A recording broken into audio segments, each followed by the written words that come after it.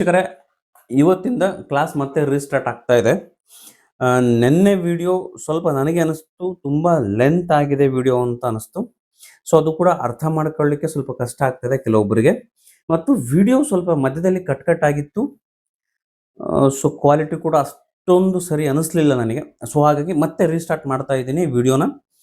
So ಇಲ್ಲಿ ಮೆಜರ್ಮೆಂಟ್ಗೆ ನಿಮಗೆ ಅರ್ಥ ಆಗ್ಲಿಕ್ಕೆ ಅಂತ ಹೇಳ್ಬಿಟ್ಟು ಸ್ವಲ್ಪ ಕಲರ್ ಕಾಂಬಿನೇಷನಲ್ಲಿ ಬ್ಲೌಸ್ನ ನಾನು ಬೇರೆ ತೆಗೆದುಕೊಂಡಿದ್ದೀನಿ. ನಿನ್ನೆ ಮೆಜರ್ಮೆಂಟ್ ನಿಮ್ಮ ಮೆಜರ್ಮೆಂಟ್ಗೆ ನೀವು ಇದನ್ನ ಫಾಲೋ ಮಾಡಬೇಕಾಗತ್ತೆ. ಇವತ್ತಿನ ಕ್ಲಾಸಲ್ಲಿ ಸ್ಟಾರ್ಟಿಂಗ್ ಫಸ್ಟ್ ಕ್ಲಾಸಲ್ಲಿ ನಿಮಗೆ ಆಲ್ರೆಡಿ ಏನೇನು ರೆಡಿ ಇಟ್ಕೊಳ್ಬೇಕು ಅಂತ ಹೇಳಿದ್ದೀನಿ ಲಾಸ್ಟ್ ವಿಡಿಯೋದಲ್ಲೇ. ನೀವು ಕಂಪಲ್ಸರಿ ಪೇಪರ್ ಕಟಿಂಗ್ ಮಾಡೋರಿದ್ರೆ, ಬಿಗಿನರ್ಸ್ ಇದ್ರೆ ಪೇಪರಲ್ಲಿ ಕಟಿಂಗ್ ಮಾಡಬಹುದು.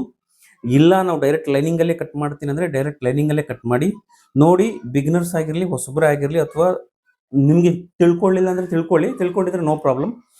ಲೈನಿಂಗಲ್ಲಿ ಎರಡು ರೀತಿ ಲೈನಿಂಗ್ ನಮಗೆ ಸಿಗುತ್ತೆ. ಒಂದು ದೊಡ್ಡ ಪನ್ನ ಇರುವಂತಹ ಲೈನಿಂಗ್ ಸಿಗುತ್ತೆ, ಇನ್ನೊಂದು ಸಣ್ಣ ಪನ್ನ ಇರುವಂತಹ ಲೈನಿಂಗ್ ಸಿಗುತ್ತೆ. ಸೊ ಈ ಲೈನಿಂಗ್ನ ಹಾಕೊಳ್ಳೋದು ಯಾವ ರೀತಿ ಅಂತಂದರೆ, ಈಗ ನಿಮ್ಗೆ ಕಾಣುತ್ತೆ ಅಂಚು ಪೀಸ್ ಇದೆಯಲ್ಲ, ಇದು ಅಂಚು ಪೀಸ್ ಇದೆ.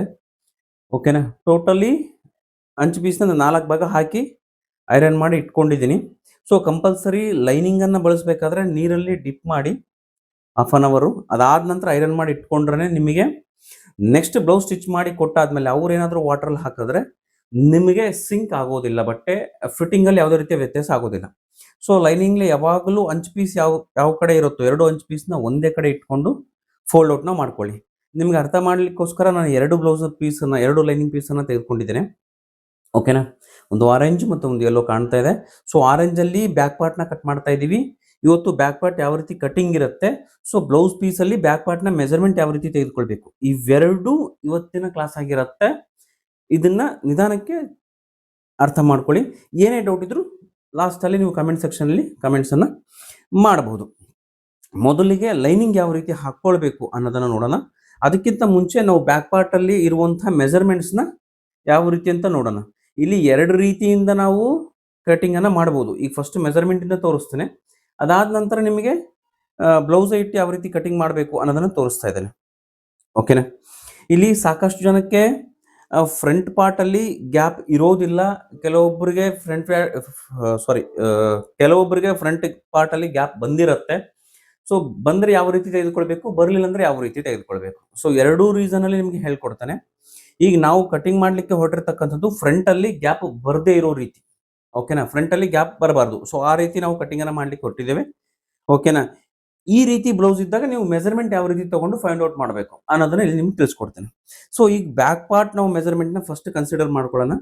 ಸೊ ಬ್ಯಾಕ್ ಪಾರ್ಟ್ ಮೆಜರ್ಮೆಂಟ್ ಯಾವ ರೀತಿ ತೆಗಿಬೇಕು ಅಂತಂದ್ರೆ, ಫಸ್ಟ್ ನಿಮ್ಮದೇ ಆಗಿರುವಂತಹ ಒಂದು ಬ್ಲೌಸನ್ನು ತೆಗೆದುಕೊಳ್ಳಿ.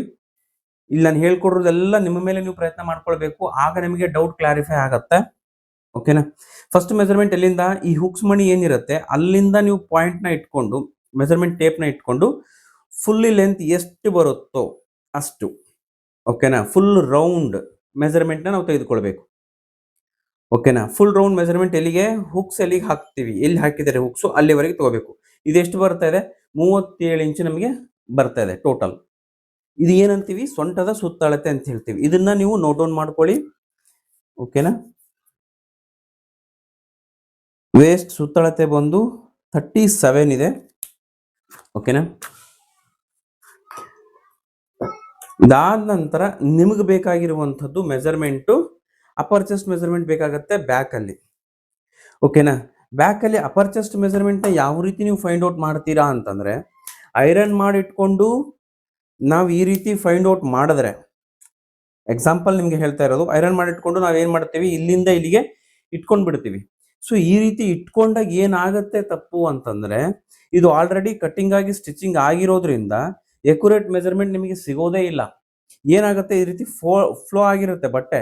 ಇದ್ರ ಮತ್ತೆ ನೀವು ಈ ರೀತಿ ಇಟ್ಕೊಂಡು ಟ್ರೈ ಮಾಡ್ತೀರಾ, ಆಗಲ್ಲ. ಫ್ರಂಟಲ್ಲೂ ಗ್ಯಾಪ್ ಇದ್ರೂ ಚಿಂತೆ ಇಲ್ಲ, ಇಲ್ಲಂದ್ರೂ ಚಿಂತೆ ಇಲ್ಲ. ನಿಮಗೆ ಎಕ್ಯುರೇಟ್ ಮೆಜರ್ಮೆಂಟ್ ಅಂತಕ್ಕಂಥದ್ದು ಸ್ವಲ್ಪ ಕಷ್ಟ ಆಗುತ್ತೆ ಸಿಗ್ಲಿಕ್ಕೆ.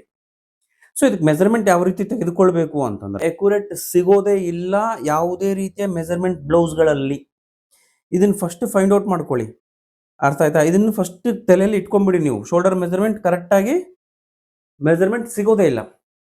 ಸೊ ಶೋಲ್ಡರ್ ಮೆಜರ್ಮೆಂಟ್ ನಾವು ತೆಗಿಬೇಕು ಅಂತಂದ್ರೆ ಫಸ್ಟ್ ನಾವೇನ್ ಮಾಡಬೇಕು, ಲೆಂತ್ ಕರೆಕ್ಟ್ ಶೋಲ್ಡರ್ ಪಾಯಿಂಟ್ ಇಂದನೇ ಕನ್ಸಿಡರ್ ಮಾಡ್ಕೊಳ್ಳಿ. ನೀವು ಎಷ್ಟು ಬರ್ತಾ ಇದೆ, 15 ಇಂಚ್ ಲೆಂತ್ ಇದೆ, 15 ಇಂಚಿನ ಲೆಂತ್ ಇದೆ. ಬೇಕು. ಇದು ಪಾಯಿಂಟ್. ಯಾಕೆಂದ್ರೆ ಇನ್ನೊಂದು ಪಾಯಿಂಟ್ ಏನಪ್ಪಾ ಅಂದ್ರೆ ಶೋಲ್ಡರ್ ಅಲ್ಲಿ ನಾವು ಎಲ್ಲಿ ಮೆಜರ್ಮೆಂಟ್ ತಗೋಬೇಕು ಅಂದ್ರೆ ಶೋಲ್ಡರ್ ಪಟ್ಟಿ ಎಷ್ಟಿದೆ ಇವ್ರದ್ದು ಇದನ್ನ ಕನ್ಸಿಡರ್ ಮಾಡ್ಕೊಳ್ಳಿ, ಸಿಂಪಲ್ ವೇ. ಅದಾದ ನಂತರ ಅವ್ರೇನಾದ್ರು ಕಸ್ಟಮರ್ ಬೇಡ, ಫಸ್ಟ್ ನಿಮ್ದೆ ತಿಳ್ಕೊಳ್ಳಿ.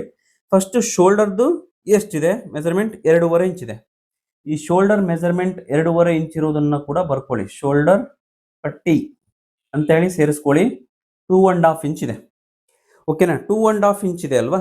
ಇದರಲ್ಲಿ ನೀವು ಶೋಲ್ಡರ್ ಅಕ್ಯುರೇಟ್ ಆಗಿ ಯಾವ ರೀತಿ ಕೂರಿಸ್ಬೇಕು ಅಂತಂದ್ರೆ ಶೋಲ್ಡರ್ ನಮಗೆ ಅಂತಂದ್ರೆ ಡೀಪ್ ಬೇಕಾಗತ್ತೆ.